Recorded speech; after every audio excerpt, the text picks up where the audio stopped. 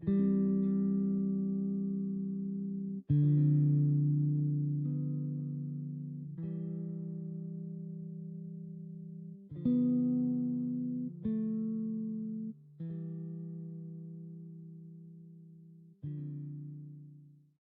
and welcome to ProutCast, where we're dedicated to the exploration and practical application of progressive utilization theory, also known as Prout, a vision of yoga as a collective liberation ideology. So today we have here Nada Khader, the executive director of Westpac. And Nada has been a tireless advocate for peace, justice, and just generally a better world for over 2-3 decades now? Yes. So that's truly wonderful. And if you guys don't already know, Nada has been a pioneer in just championing general progressive policies, and she's laid out transformative initiatives across a variety of issues, whether it be criminal justice reform, climate and food justice, immigration protection, housing equity, indigenous solidarity, and also meaningful dialogues of global peace. And beyond just being such a respected organizer, Nada is also a visionary ideologue and a practical and practicing Proutist. We'll have a video up shortly with an introduction to Prout, what it is in terms of its economic system. But more or less, it's an economic system that's grounded in principles of universal humanism or neo-humanism, for short. Of course, we'll now give it to Nada here, and she will give some insight into what led her into this progressive path. So just to start off, you held roles with the UN in Gaza specifically, or Yes.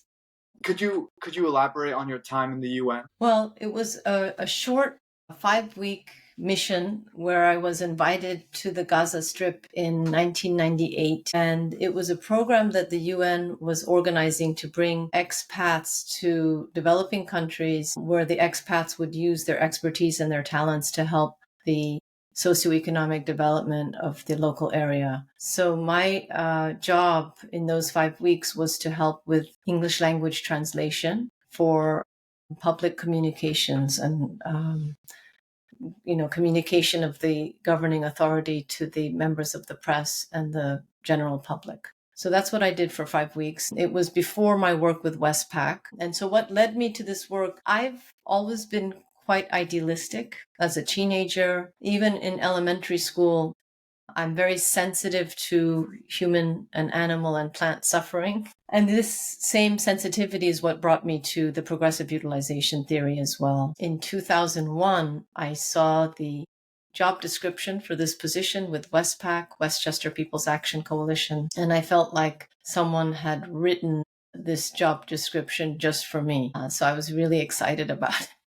And I applied. It was a rigorous application process, and I was offered the position just months before the September 11th attacks. And one thing to share about Westpac, when we were all so traumatized after September 11th, I started getting phone calls from members of our organization. And these were people telling me that they'd heard that women who cover their hair, who are clearly, they look like Muslims, they were being attacked on buses and subways after September 11th. And they asked me, they said they wanted to accompany them, so to help protect them from these kinds of attacks. So I was really impressed that this is what members of Westpac were thinking about when all of us were sort of still in deep shock. And they asked me to organize these accompaniments. So that was, one of the first things I was asked to do after September 11th. Wow, that's truly wonderful. So to give a timeline, you applied for Westpac directly, a month or two after 9/11, or? No, it was January 2001, and I was offered the position in April of that year, and then I started working for Westpac in May. Okay. And then the attacks were in September. I see. And what was the climate like at Westpac at that time? Because I think, of course, progressive movements in the States, at least, were a bit probably seen as more fringe and niche back then. So would you say there was more, what's the word? You felt more marginalized as an organization? Yes, I think that's a really good point, that actually the first few years when I started working for Westpac, my sense of our stature in the local region or area was that several people or institutions would regard us as fringe, But over the past 2.5 decades, that has really transformed. Yes. Even including with elected officials, where they're looking at organizations like Westpac to help them come up with solutions to the various pressing crises that we're facing, environmental, social, economic, racial. So there's definitely been a transformation. And I think it's just part of an organization, whether it's Westpac or Proutist, Universal, we develop a presence in our communities. We become dependable. We show up for each other's events. We invite relevant speakers or expert speakers. We show films. We educate ourselves and our community about many different issues. So it's all part of trust building with the community. No, of course. That's actually truly wonderful. I know a lot of us proutists or just progressives in general can get like comfortable with just kind of being like armchair revolutionaries, just discussing constantly, when I think the most important thing to be emphasized is doing practical real work. And I think it's generally more satisfying too. You tend to come out with a more optimistic outlook rather than just like festering in like negativity. So I think that's truly wonderful. But just so the audience has a better picture, could you describe what Westpac actually is as an organization? Sure. What the goals are or what the structure is like? Westpac started in 1974. It was in response to the Vietnam War. And even though we were focused primarily at that time on challenging American militarism and the use of our public tax dollars for a bloated military budget, over time, initiatives broadened to include peace and justice issues, both locally in Westchester County and in the Hudson Valley. As you mentioned, housing justice, food justice, climate action, all of these issues that people really care about, racialized systems that impact the Black and Brown communities in our area. So we broadened our scope, and right now, currently in 2025, we are one of the main hubs in Westchester County for progressive organizing. We have a beautiful meeting space where people come and convene meetings on a wide range of social justice topics. It's a great networking space. One of Westpac's crucial roles is we connect people with each other, because very often you'll have an organization that's just focused on one aspect. But Westpac is really good at making connections and connecting people, and that's part of our approach to progressive movement building. That's wonderful. So in other words, it's kind of like a coalition builder of many different anti-capitalist groups or abolitionist groups to kind of come together with a cohesive goal. That's quite great. I know it's really needed, especially due to the fact that there's so much infighting within the progressive movement itself. Right. We've also served as an incubator. So for a group that is perhaps wanting to become its own organization, we've housed groups like the New Yorkers Against the Death Penalty. They were housed in our office. The Gay and Lesbian Center, the Loft, was housed in our office. New Yorkers, Westchester Coalition for Legal Abortion was housed in our office. And sometimes these groups spin off and become their own separate, legally incorporated organizations. And other times they just remain sort of as part of the Westpac umbrella. I see. Interesting. That's wonderful. And would you say Westpac has had trouble in maintaining this big tent before? You think it's been rather successful in maintaining this cohesion between very different progressive groups, which may have underlying tensions with each other, So what would you say to that? I mean, it's very true. There are certain core principles, like, for example, when I was relatively new at Westpac, and by the way, you asked about our structure, we only have one full-time paid staff. That's myself. And everyone else is, we have a lot of really dedicated volunteers in the organization. But when I first started working, I did get a request from a group that was against the US invasion of Iraq, which we were also against. But they also wanted to bring with them a pro-life agenda in terms of limiting a woman's right to choose and her reproductive freedom. And the board of directors told me, in that case, we're not comfortable housing a group, because Westpac's always been very supportive of women's reproductive freedoms. Yes. So, it depends on what kinds of ideological divisions there are, I would say. But in the most part, we try to find what are the areas where we're united, what brings us together. For example, the US invasion of Iraq, we developed a very broad coalition, and we had rallies and marches in the street with hundreds of people, which for our county is significant. No, that's truly fantastic. No, I understand. There needs to be some sort of, I guess, filter to kind of figure out what groups are actually authentic in their beliefs and not. As you know, even with what's going on in Palestine, there are many like this like right-wing populist grifters that advocate for the Palestinian people, but you understand there's like underlying motivations there that may not be the most humanistic, shall we say. Correct. I mean, it's all of a sudden they've sort of turned. But if you look at you have to look at the entire platform. Yes. Where do they stand on the dignity of immigrants and on healthcare for all people and, people who are unhoused? What is the entire social political agenda? Yes, I totally agree with that. And so another thing in relation to your work with Westpac, I know a lot of people can look at like our global systems and be like everything needs to be deconstructed. Like there's no point even working within this system. Like they would say that Westpac is just like it's just like they're trying to cope. What we really need is like some drastic change, which I think is very important. But how would you rationalize the need to actually work within these institutions to actually do what you can right now practically rather than just like hoping for a pipe dream revolution in the future, right? It's an excellent question. And as a Proutist, as a person who has been studying the progressive utilization since 1989, I've always struggled with this very question that you ask. And I think what we're called to do is to keep the big picture in mind, to keep in mind that we actually are all about transforming systems. That's our mission. We want to transform socioeconomic systems so that all people have the right to food and housing and clothing and education and healthcare. And it's a decentralized economic system. And there are a lot of worker-owned cooperatives and three-tiered and all of what Prout stands for. But yet in our local areas, we have to do what we can to start the process of moving us to this new system. Yes.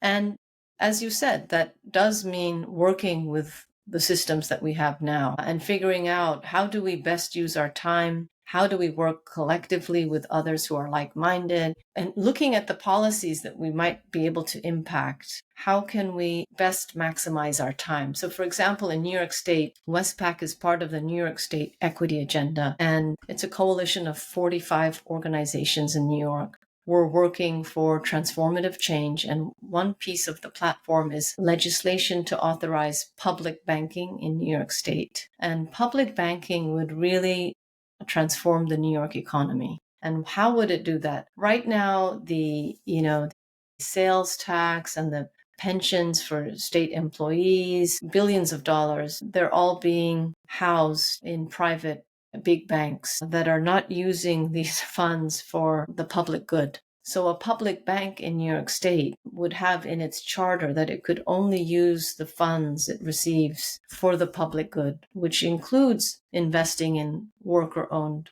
cooperatives, which includes investing in very affordable housing for the residents of New York, which includes investing in the infrastructure of the state of New York, climate mitigation in the state of New York. All the things that people want is what this public bank would do. But right now we have New York State public monies in a private big bank that cares about profit maximization. So we've been struggling for a couple of years trying to push this legislation through. We're trying to build support. It's a very concrete campaign. But there's a lot of opposition in Wall Street in the private banking sector because they would lose enormous amounts of money if those funds were transferred out of the private banks into a public bank. There's no way they would support that, which is why it's necessary. I think maybe there's some optimism in that regard, especially with a change in governance in New York City, right? With Mamdani coming in, very likely so, at least within the general election. So at least there's some hope there. Would you guys argue? Yes. In fact, Mamdani has really energized progressives throughout New York State. In fact, there's a possibility that whether or not we push through the state legislation, we might be able to do something in the city of New York with Mamdani as the mayor in terms of setting up a New York City public bank that would hold the funds for New York City employees. So there might be a way to get around, instead of having like a statewide legislation, could we? And in fact, New York City is a leader currently in worker-owned cooperatives. The New York City Common Council has been funding a fund that it was specifically created to invest in the startups of worker-owned cooperatives in New York City. And there's a very rich ecosystem of dozens of worker-owned cooperatives, especially in the lower income communities. So it's inspiring to see what happens if a municipal authority helps invest in worker-owned businesses, which is a key part of progressive utilization theory. No, that's actually wonderful. And this whole system, this restructuring of banking to be public, hopefully it will allow for larger scale co-ops to kind of phase out Wall Street as it currently is. And that's so revolutionary if you think about it. It's kind of like restructuring the institutions from within, like spreading out like that. So if that does happen, that's truly wonderful. Has Westpac reached out to Mamdani, or is there any communication between him and his team? Well, just before I answered that, I just wanted to go back. The largest cooperative in New York City, or in New York State, I should say, it's a home health care cooperative. I think there are about 2,000 members. And the effect it's had is it elevates the compensation of home health aides, and it gives them benefits. And it's really a very inspiring model in New York State with a lot of members. So I just wanted to give that example because home health care, probably all over the United States, but in New York State, is a really serious issue because a lot of aging population in New York, and a lot of people would like to age in place. They don't want to have to move to assisted living or another institution. They would prefer to stay in their homes for as long as possible. So the home health aides make that possible. However, their compensation is not appropriate and their benefits are not appropriate. So this worker cooperative in New York City is helping to elevate the standards for the home care workers. So you asked me about Westpac and Mamdani. And Mamdani, as a New York State Assembly member, he actually started a really important initiative that Westpac supported, and it was called Not on Our Dime. I don't know if you've heard of it, but it was a very bold initiative for New York State. He basically was saying, if New York State charities are sending money to the illegal settlements in the West Bank, because we have charities that are sending a lot of money to the settlers and in the West Bank, we are going to remove their charitable status in the state of New York. And I was amazed because for a New York politician, that's a really bold initiative. Yeah. So he was doing that, and that's when Westpac was actually introduced to Mamdani. Oh, okay. And we got behind the campaign. Of course, it did not pass, or has not passed yet. I think it's still in the works. And he also was involved with, I don't know if you heard of the Jamal Bowman versus George Latimer, that received national attention. Yes. So Mamdani was involved, and I met him personally there was a fundraiser for Jamal Bowman in Manhattan, and he was there. So he knows of us. Westpac cannot get directly involved with campaigns for public office. So we cannot endorse, for example. But in my private capacity, I show up and I support. Just the whole sense right now is that people really want to see Mamdani win, because it would be a boost not just for New York City, it would be a boost for the Hudson Valley, it would be a boost for the entire New York State. And beyond that, it would be a boost for progressives in the West as well, right? I think I was reading somewhere that when elected, Mamdani would be one of the highest ranking anti-capitalists in the Western world because New York is such a large economy. Well, New York City, I think, what is it, 8.8 million people. That is correct. It's bigger than some countries. That's truly incredible if you really think about it, that he was able to win that primary, especially coming off of the very disappointing national Democratic primaries in 2020. So it is a spark of hope. And we hope this is just the beginning. Exactly. In the world. So That's truly incredible. Before we move on to a different topic, just so our audience is familiar, could you define what a worker-owned cooperative even is? Because some people may not even be aware, even within the progressive moment, what a cooperative is. So Right. could you just briefly describe it?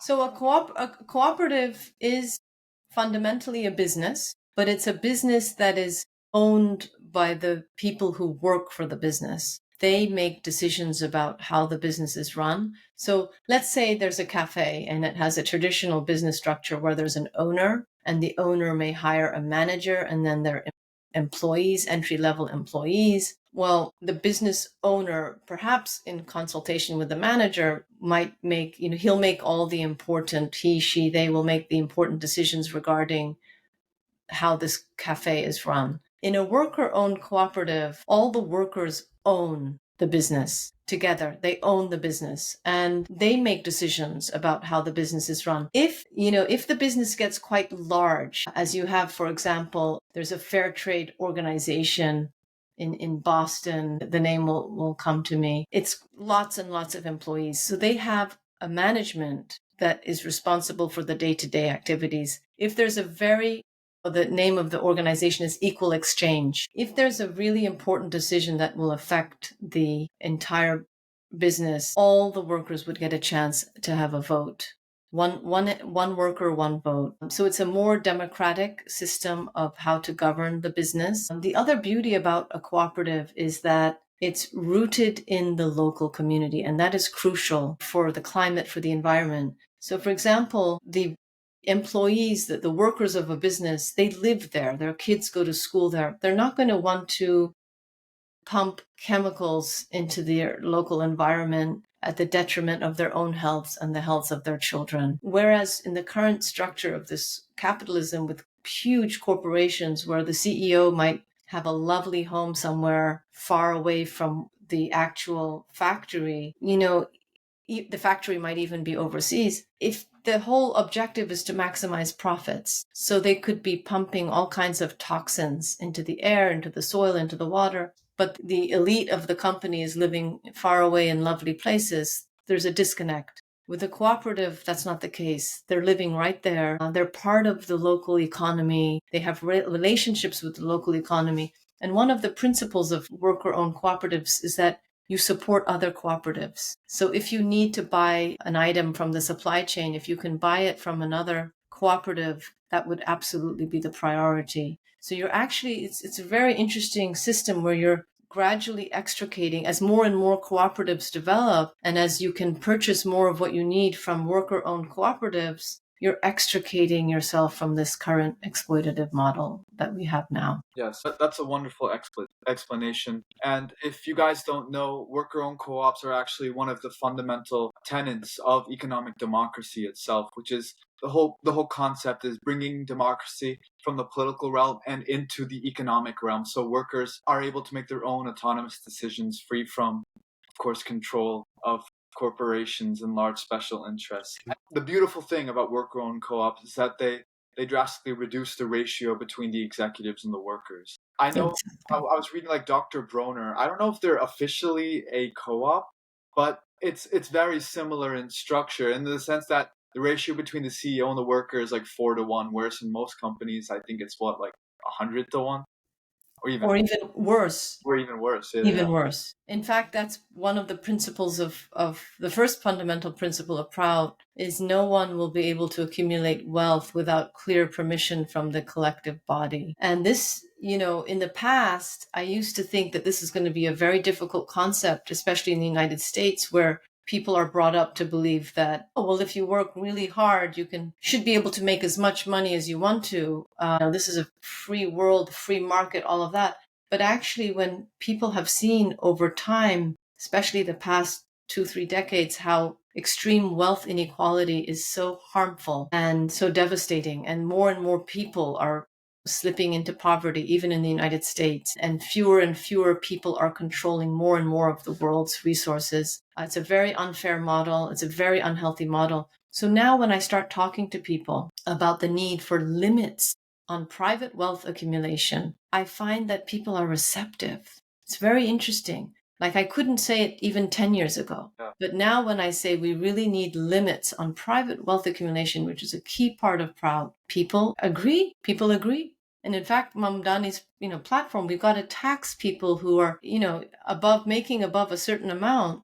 They need to be taxed heavily because New York State needs those resources. Yes. No, of course, of course. And I think I think the Overton window has shifted in such a way that even right wingers, they still have to answer to these demands. Even of course they're of course very disingenuous, but many of them try to appear as populists in the sense that they'll lend mouth to being like, oh, like I'm gonna fight against the elites. I'm going to take on the corporate elites and bring justice to the American worker. This one, it was never even talked about 10, 15 years ago. So the fact that this is in the national rhetoric on both sides is quite amazing to hear. Of course, it's mostly all talk. I mean, especially from Donald Trump. I remember Donald Trump once said that he's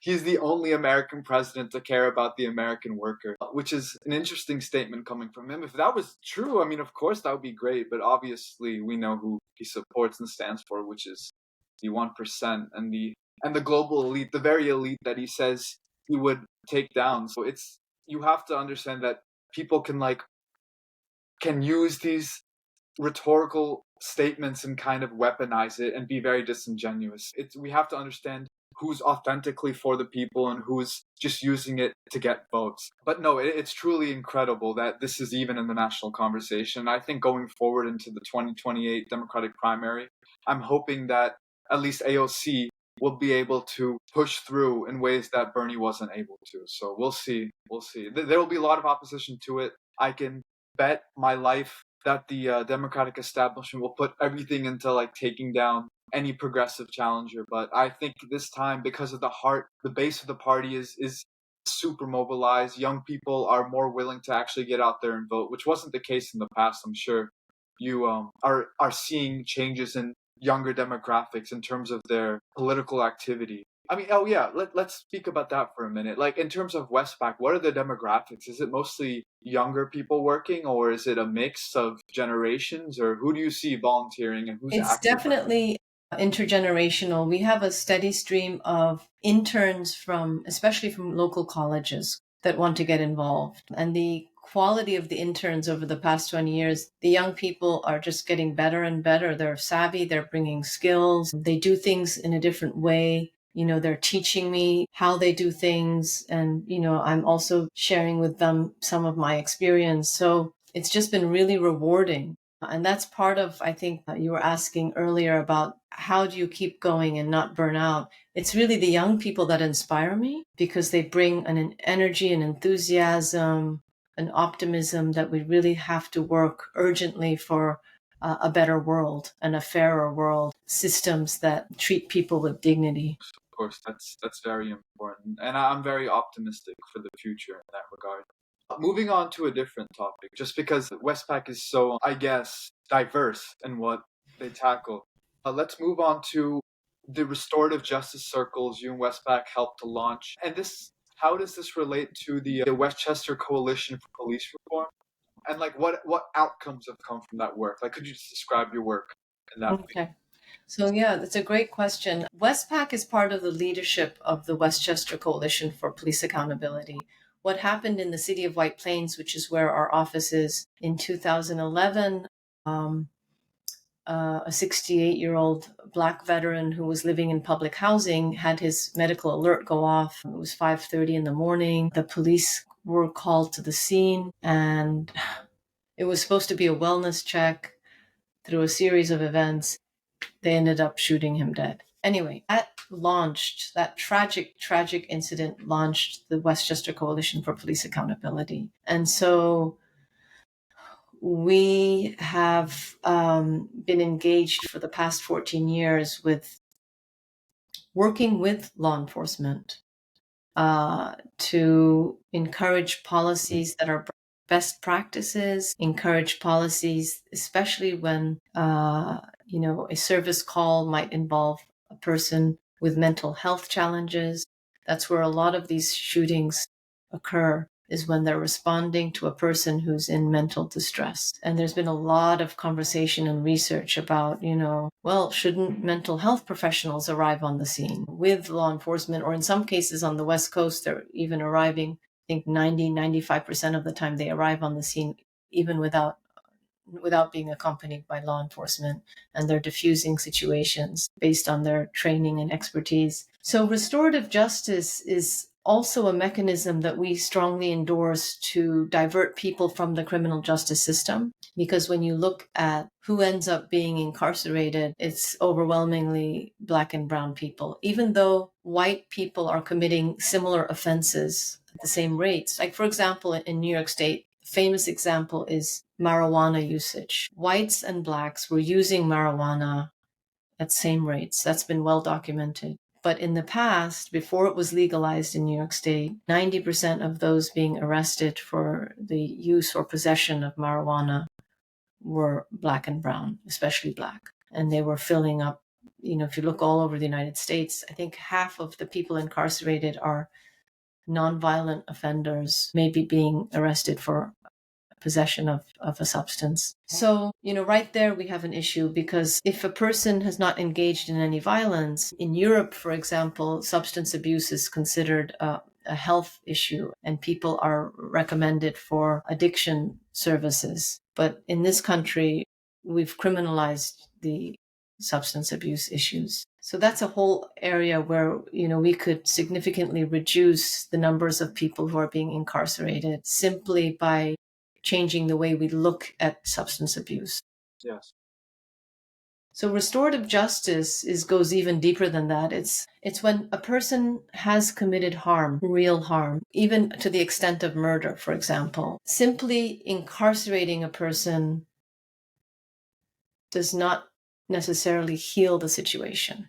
Simply locking a person up, not even for the family who may have lost their loved one. And so there have been these examples and stories and experiences of where a family that may have lost a loved one does not experience closure simply by hearing that the perpetrator of the violence has been locked up for many years, or perhaps for life, or that doesn't help them with closure. But when there's been a deep restorative engagement, that restorative engagement can lead to different outcomes, and can also actually help the family who has lost their loved ones reach a place of closure or acceptance.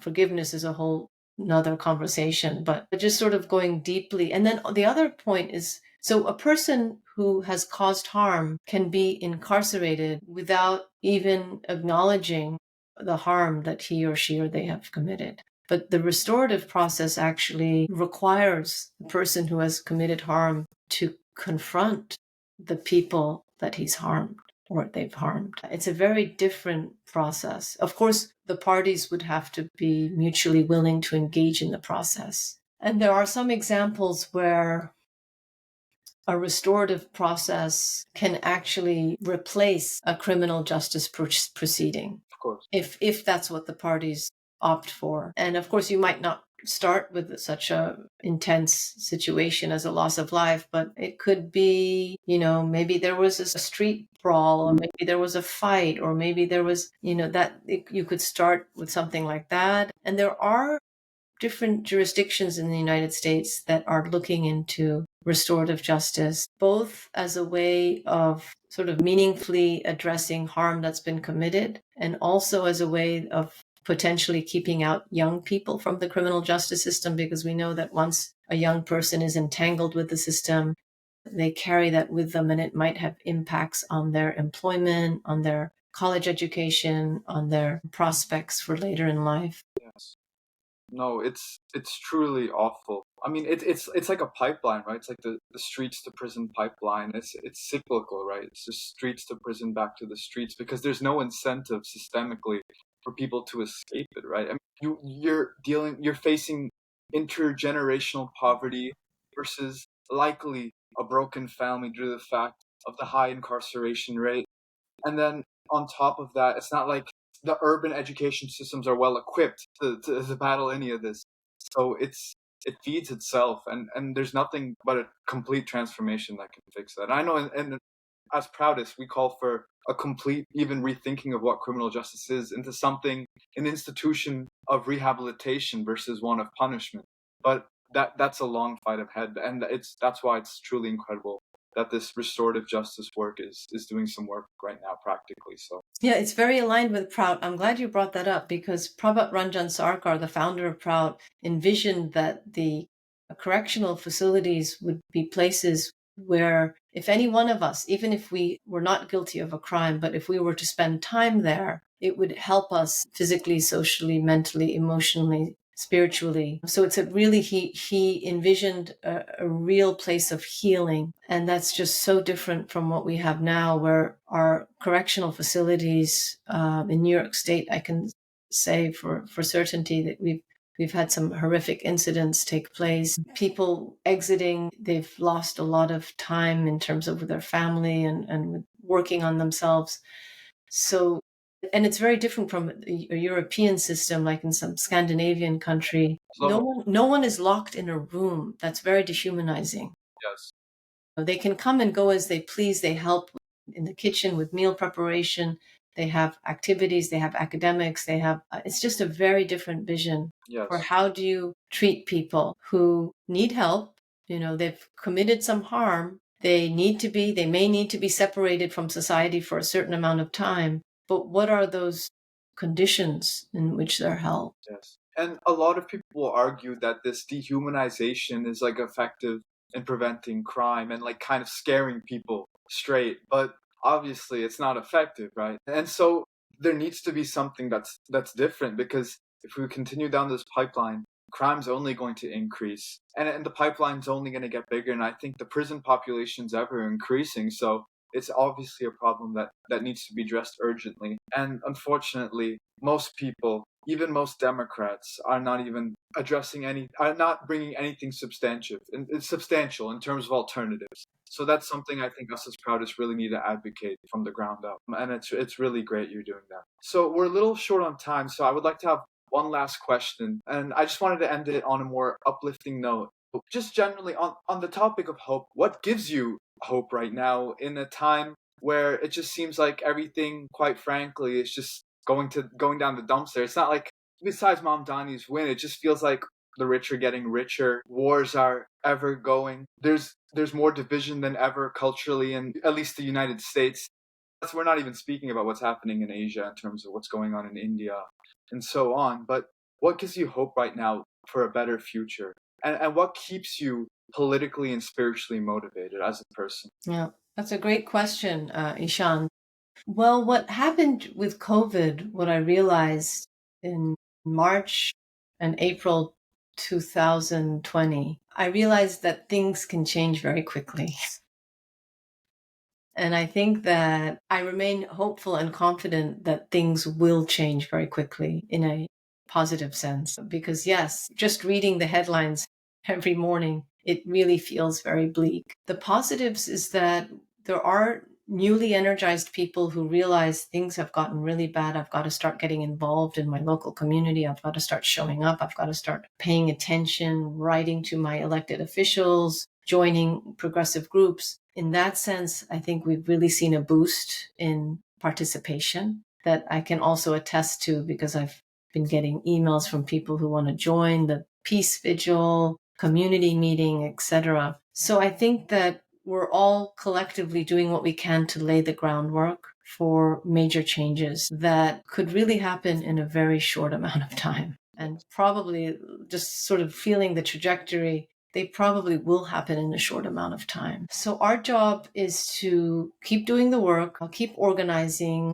keep bringing people together, keep promoting the progressive values of Prout, using our disposable income, using our purchasing capacity. How do we spend money? That's a really important part. And like an example of what could be really transformative, buying food is a very basic activity. Are we buying food from local farmers? Are we buying food from local cooperative farmers, regenerative farmers, ecological farmers? Because the food and agriculture is a big part of the real economy. So are we supporting our local eco region, our bioregion? That's something that seems insignificant, but actually collectively has a big impact. Just that, encouraging everyone to buy food from locally produced sources that are regenerative, that are ecological. Everyone can do that. Even in Westchester County, we have a program for low-income families where they can access the highest quality organically grown produce from local ecological farmers. So just to make that accessible to everyone in your local area, just that, because what you're doing when you're buying from the local farmer directly, you're cutting out the middleman, which is Proutistic, and you're also cutting out the corporate capitalist supermarket food chain, where when you go to the supermarket, the profit goes funneled back to corporate headquarters, which is far, far away. Whereas when you buy from the local farmer, you're investing in the local living economy.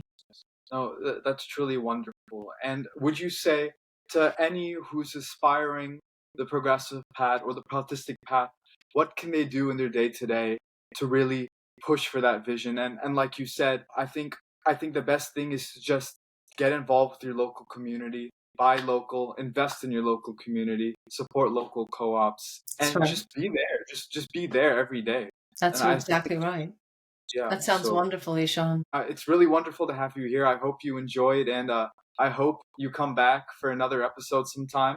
We really appreciate this. This was wonderful. Good luck with everything. I wish you the best of luck, especially going into the what do you call it? The midterm election season. I don't know what Westpac has prepared in that regard, especially since people will be more active, so they're more willing to volunteer.